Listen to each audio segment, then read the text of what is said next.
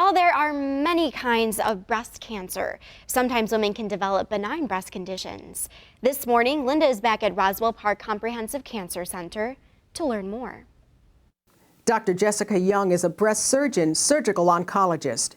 Dr. Young, maybe you can tell us about some benign breast conditions that may show up on a mammogram. Oh, there are lots of breast conditions that are absolutely not cancer. So two of the most common things that you can generally feel in your breasts are things like cysts or fibroadenomas. These are benign things. Cysts are sort of fluid-filled sacs, very, very common. And fibroadenomas are masses that are completely benign. They don't have any cancerous potential to them, but they can grow larger and appear to bother people. So I often see women for things that they can feel that we can look on imaging and tell that they're not cancer. Any signs or symptoms a patient should look out for?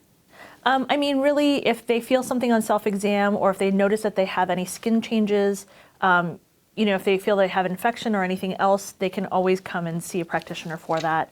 If they have nipple discharge that is unusual, bloody, or more than usual or something like that, we certainly see people for that all the time. Can this be a common condition? Yeah, it's very common, actually.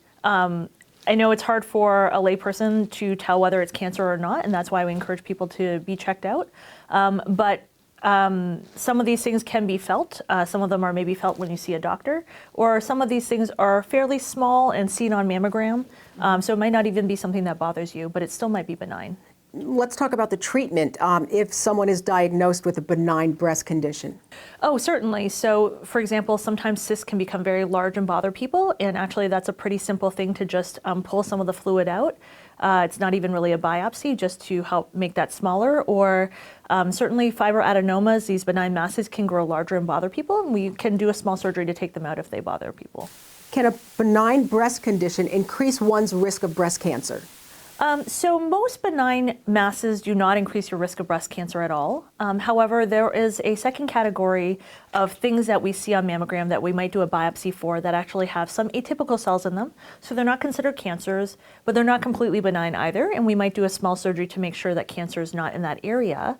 But those types of lesions can tell us that you have an overall increased risk of breast cancer. All the things that they see on mammogram, most of them are not breast cancer. Even if you come in and they see something unusual, it does not mean that you have breast cancer 100%. They just need to do more evaluations.